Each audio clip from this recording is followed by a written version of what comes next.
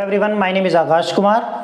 हमने previous classes में क्या कर लिया था, चैप्टर 1 सेट से स्टार्ट किया था और उसमें हमने इंट्रोडक्शन और एक्सरसाइज 1.1 को फिनिश कर लिया था। नाउ नेक्स्ट टॉपिक अब हमारा क्या है, नेक्स्ट टॉपिक है हमारा एम्प्टी सेट। नेक्स्ट टॉपिक क्या है हमारा, एम्प्टी सेट। ठीक है, तो सबसे पहले हमें यह समझना पड़ेगा कि एम्प्टी सेट होता क्या है हमारा। एम्प्टी सेट क्या है हमारे पास, जैसे कोई भी एक ऐसा सेट जिसके अंदर कोई भी एलिमेंट ना है। एम्प्टी सेट क्या होता है, या एक ऐसा सेट जिसके अंदर कोई भी एलिमेंट मौजूद ना हो। ये इसी को हम क्या कहते हैं, वॉइड सेट भी बोल सकते हैं और क्या बोल सकते हैं, नल सेट भी बोल सकते हैं। ठीक है, इनके तीन नाम है यहां पर। ठीक है, एम्प्टी सेट बोलो या वॉइड सेट बोलो या नल सेट बोलो।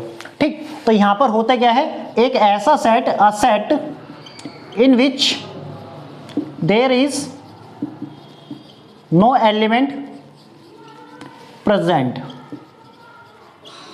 एक ऐसा सेट जिसके अंदर कोई भी एलिमेंट प्रेजेंट नहीं होगा, वो हमारा क्या कहलाएगा, एम्प्टी सेट कहलाएगा। Is called as empty set. क्या कहलाएगा हमारा, एम्प्टी सेट कहलाएगा। जैसे फॉर एग्जाम्पल से आपको समझाता हूं तो ज्यादा अच्छे से समझ में आएगा। एग्जाम्पल नंबर फर्स्ट, जैसे कोई भी एक स्टेटमेंट मैं ले लेता हूं। मैंने एक स्टेटमेंट ले ली कि एक ऐसा नेचुरल नंबर बताओ जो 2 और 3 के बीच में हो। 2 और 3 के बीच में आने वाला एक नेचुरल नंबर बताओ। ठीक है, तो देखो हमने बोला एक सेट दे रखा है, for all x such that x is a natural number between x is greater than 2 और लेस देन 3। ठीक है, तो यहां से हमें क्या बताना है, एक ऐसा नेचुरल नंबर बताना है जो 2 और 3 के बीच में आए। तो 2 और 3 के बीच में कोई भी नहीं आएगा। अगर मैं इसको रोस्टर फॉर्म में लिखना चाहूं तो ये करली ब्रेसेस वाली रिप्रेजेंटेशन तो आ जाएगी सेट की, लेकिन इसके अंदर ये कोई एलिमेंट प्रेजेंट नहीं होगा, यहां पर ये खाली हो जाएगा। ठीक है, तो इसी को क्या बोलते हैं, ये एम्प्टी सेट बन जाएगा मेरा। ठीक है, इसमें एक चीज और लिख लो, it is denoted by phi और करली ब्रेसिस के अंदर कोई भी एलिमेंट मौजूद नहीं होगा। ये लिखा है मैंने, एक ऐसा सेट जिसके अंदर कोई भी एलिमेंट मौजूद नहीं होगा, वो हमारा क्या कहलाएगा, एम्प्टी सेट, वॉइड सेट या नल सेट। ठीक है, तीनों में से कुछ भी पूछ ले ना, बात एक ही है। ठीक है, अब उसके बाद क्या है, जैसे ये हमारा क्या बन गया, it is a empty set. It is a empty set. अब दूसरा मैंने एक सेट ले लिया, मैंने सपोज मैंने एक सेट ले लिया बी। मैंने बोला वो सारे के सारे एक्स आएंगे सच that x is a prime number. X क्या होगा, एक प्राइम नंबर होगा और हमारा क्या होना चाहिए, लेस देन 2। ठीक, वो सारे के सारे x such that x is a prime number less than 2। 2 से छोटे प्राइम नंबर लिखने सारे। अब 2 से छोटे प्राइम नंबर तो होते नहीं है, क्योंकि प्राइम नंबर कहां से स्टार्ट होते हैं, प्राइम नंबर स्टार्ट होते हैं हमारे 2 से। 2 हो गया, 3 हो गया, 5 हो गया, 7 हो गया। ठीक है, प्राइम नंबर क्या होते हैं, ऐसे नंबर जिसके एग्जैक्टली 2 फैक्टर्स होते हैं। ठीक है, वो हमारा क्या कहलाता है, प्राइम नंबर कहलाता है। तो ये बी सेट क्या हो जाएगा, बी सेट भी हमारे पास खाली आ जाएगा यहां पर। ठीक है, तो इसी को हम क्या बोल देंगे, it is a empty set. ठीक है, या बोल देंगे वॉइड सेट या बोल देंगे नल सेट। उम्मीद करता हूं ये एम्प्टी सेट की डेफिनेशन आपको अच्छे से क्लियर हो गई होगी। ठीक है, नाउ इसके बाद है हमारा फाइनाइट सेट। प्रीवियस क्लास में हमने क्या करा था, सेट की डेफिनेशन समझी थी और उससे रिलेटेड क्वेश्चन जो भी होते थे वो हमने सोल्व कर लिए थे सारे। अब ये बेसिकली हमारी जो नेक्स्ट जो थ्योरी क्लास चल रही है, ये टाइप्स ऑफ सेट है कि सेट के हमारे टाइप क्या क्या होते हैं, जिसकी हमने पहली स्टेज हमने क्या पढ़ ली है, empty set, void set, null set. अब दूसरा केस क्या है उसका, टाइप्स ऑफ सेट्स में फाइनाइट सेट पढ़ेंगे। ठीक है, अब देखो फाइनाइट वर्ड से ही पता चल रहा है कि एक ऐसा सेट जिसमें definite number of elements present होंगे। डेफिनेट नंबर ऑफ एलिमेंट्स मैंने क्यों बोला, यहां पर डेफिनेट का मतलब है जिसको हम काउंट कर सकें, बता सकें है कितने, फिक्स करके एक तरीके से। जैसे हमने बोल दिया कि मतलब 10 से छोटे नेचुरल नंबर लिखो, तो ये हमारा डेफिनेट नंबर, इसके अंदर डेफिनेट नंबर ऑफ एलिमेंट्स मौजूद हैं, तो इसलिए मैंने इसको यहाँ पे डेफिनेट वर्ड यूज किया है, ठीक है। तो फाइनाइट सेट क्या होता है, एक ऐसा set, a set in which consist of a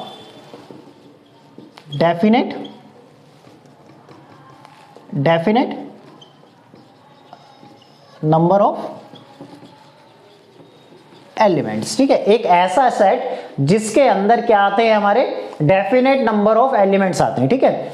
a set in which present definite number of elements, ऐसे भी लिख सकते हैं, या एक ऐसा सेट जिसके अंदर, ठीक है, consist of a definite number of elements, जिसके अंदर क्या कंसिस्ट होते हैं, मतलब आते क्या है वहां पर, डेफिनेट नंबर ऑफ एलिमेंट्स आते हैं, ठीक है। अब ये सेट मेरा क्या हो सकता है, जैसे मैंने यहाँ पे जो सेट लिखा है ना, अब ये सेट मेरा फाइनाइट भी, ये मेरा फाइनाइट भी हो सकता है सेट, और एम्प्टी सेट भी हो सकता है। क्या हो सकता है, एम्प्टी, ठीक है, क्योंकि वो क्या कह रहा है, डेफिनेट नंबर ऑफ एलिमेंट्स मौजूद होनी चाहिए। अब यहाँ पे भी तो डेफिनेट है, डेफिनेट मतलब बता सकते हैं ना यहाँ पर हम कि यहाँ पर एक भी एलिमेंट नहीं है, यहाँ पर भी एक भी एलिमेंट नहीं है, इसका मतलब एम्प्टी सेट जो है वो हमारा क्या कहलाता है, फाइनाइट सेट कहलाता है, ठीक है। तो a set in which consists of a definite number of elements is called a finite set। क्या कहलाएगा, फाइनाइट सेट कहलाएगा। अब जैसे फॉर एग्जांपल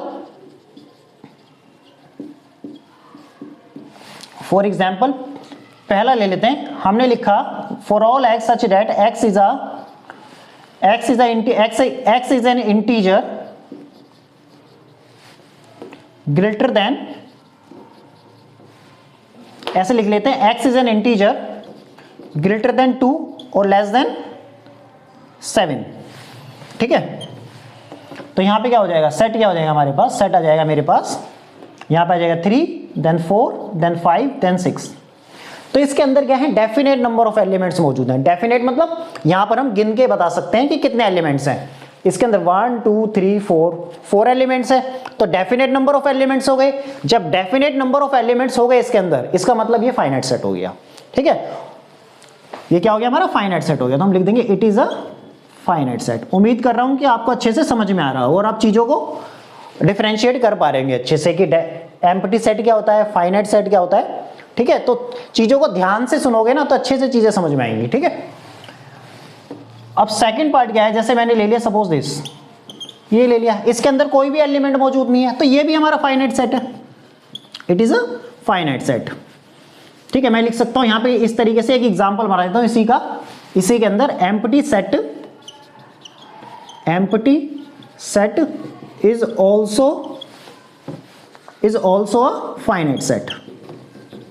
एम्प्टी सेट भी क्या होता है, एक हमारा फाइनाइट सेट होता है। ये ध्यान रखना है, इंपॉर्टेंट स्टेटमेंट है बहुत ज्यादा ये, ठीक है। एमसीक्यू में आपसे पूछ लेता है मल्टीपल चॉइस क्वेश्चन में कि एम्प्टी सेट हमारा कैसा सेट है। एम्प्टी सेट एक फाइनाइट सेट है।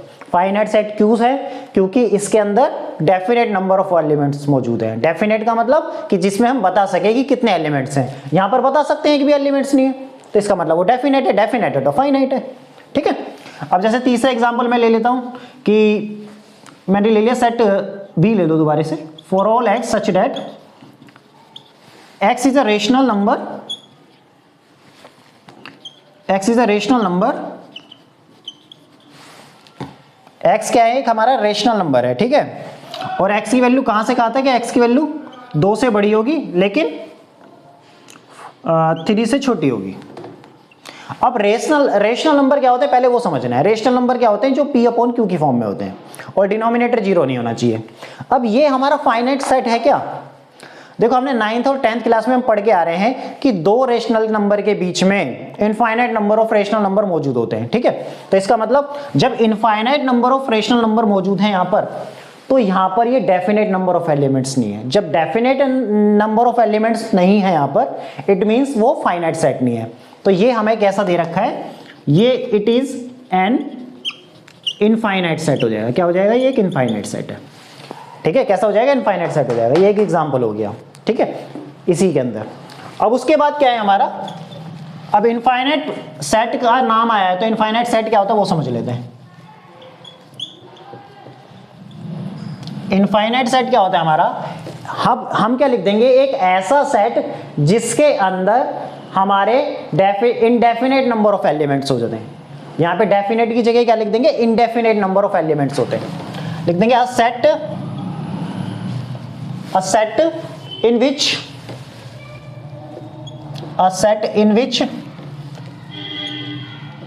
consists of a indefinite number of elements। ठीक है, a set in which, एक ऐसा सेट जिसके अंदर क्या आते हैं, indefinite number of elements आते हैं, is called an infinite set। क्या हो जाएगा हमारे पास, इनफाइनाइट सेट हो जाएगा। ठीक, अब इंडेफिनेट नंबर ऑफ एलिमेंट जो है वो यहां पर बहुत इंपॉर्टेंट वर्ड है, और यहां पर डेफिनेट नंबर ऑफ एलिमेंट जो है वो भी इंपॉर्टेंट वर्ड है। ठीक है, इंडेफिनेट का मतलब है which can not B countable, which can not B count, यहां पर काउंट नहीं कर सकते हैं उसको हम। ठीक है, अब जैसे फॉर एग्जांपल मैंने बोल दिया आपसे, जैसे मैंने यहां पे पहला एग्जांपल ले लिया ए, मैंने बोला for all x such that x is a prime number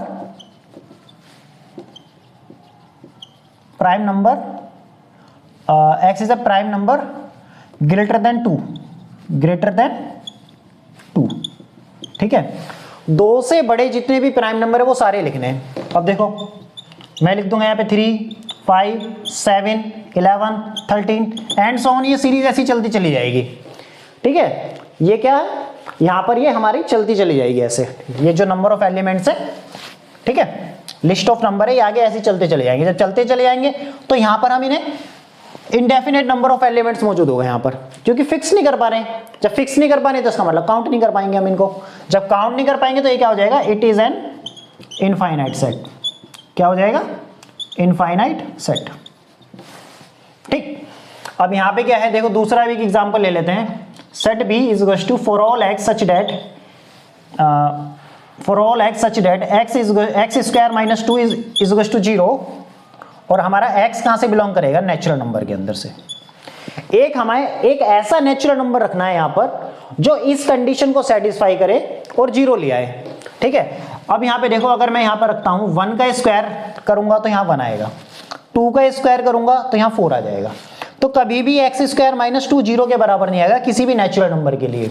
जब 0 के बराबर नहीं आएगा इसका मतलब हमारे पास क्या हो जाएगा, देखो सॉरी, ये तो ये क्या हो जाएगा हमारा, ये हमारा फाइनाइट सेट हो जाएगा, क्योंकि इसके अंदर जब कोई एलिमेंट मौजूद नहीं होगा तो ये आएगा एम्प्टी सेट। जब ये एम्प्टी सेट होगा इट मींस ये हमें फाइनाइट सेट मिल जाएगा। ठीक है, ये एग्जांपल हमारा काम नहीं करेगा यहां पर।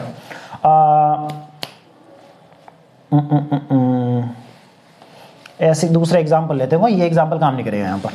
हम ले लेते हैं x is an integer divisible by 3। ठीक है, x क्या है, हमारा एक इंटीजर है जो डिवाइड हो रहा है किससे, 3 से।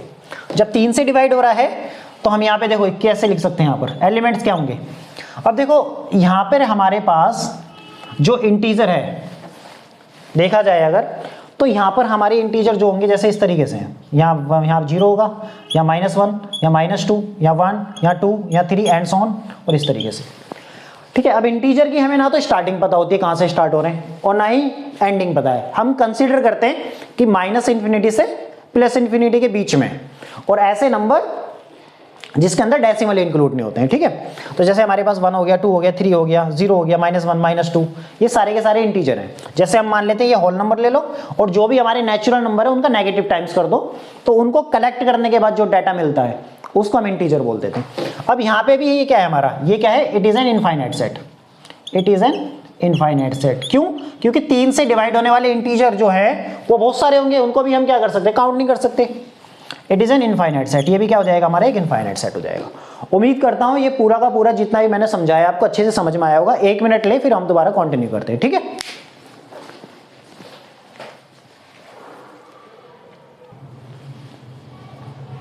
उम्मीद करता हूं आपने पीछे का देख लिया होगा अच्छे से।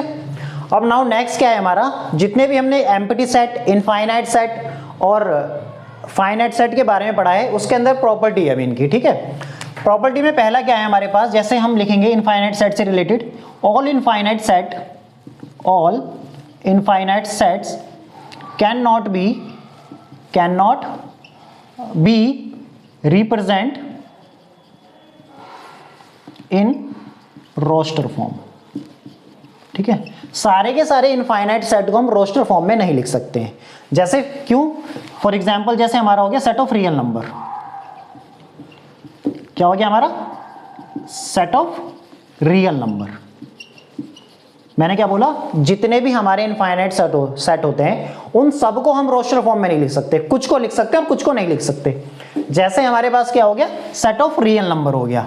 अब सेट ऑफ रियल नंबर के अंदर हमारे पास देखो, सेट ऑफ रियल नंबर जिसके अंदर रेशनल नंबर भी आ गए, माइनस वाले नंबर भी आ गए, प्लस वाले नंबर भी आ गए, जीरो भी आ गया, ठीक है, इरेशनल नंबर भी आ गए, प्राइम नंबर भी आ गए, कंपोजिट नंबर आ गए, ठीक है। जितने भी हम नंबर अपने अप टू 10th क्लास तक पढ़ते हैं वो सारे के सारे रियल नंबर के अंदर इंक्लूड हो जाएंगे हमारे, ठीक है। अब सेट ऑफ रियल नंबर जो है हमारे पास यहाँ पर, तो उसका कोई पर्टिकुलर पैटर्न डिसाइड नहीं है यहाँ पर। जब कोई पर्टिकुलर पैटर्न फॉलो नहीं कर रहा है वो, तो उसको हम रोस्टर फॉर्म में लिखेंगे कैसे, ठीक है। तो यहाँ पे हम लिखेंगे because set of real number, for example set of real number because real number can not B follow particular pattern, any particular pattern ऐसे लिख सकते हैं, can not B follow any particular pattern, ठीक है। अब दूसरा मैंने आपको क्या बताया था, जो एम्प्टी सेट होता है, एम्प्टी